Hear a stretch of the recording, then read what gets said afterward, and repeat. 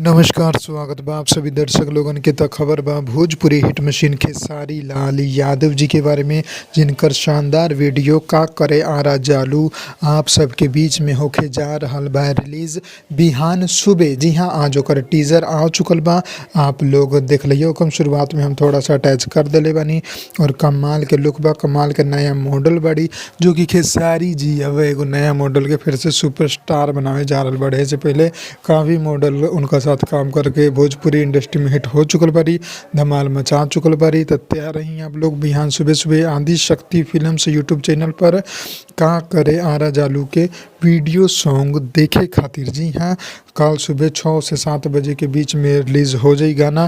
तो तैयार हम पवन पांडे जी गाने के लिखले बड़े, श्याम सुंदर म्यूजिक दिले बड़े, खेसारी जी गौले बड़े। तो अगर खबर पसंद आयल बा तो लाइक करी, ज़्यादा से ज़्यादा शेयर करी, चैनल के सब्सक्राइब करके बेल आइकन जरूर दबा दी। हम मिलम आप लोगन के अगला वीडियो में। जय भोजपुरी, प्रणाम।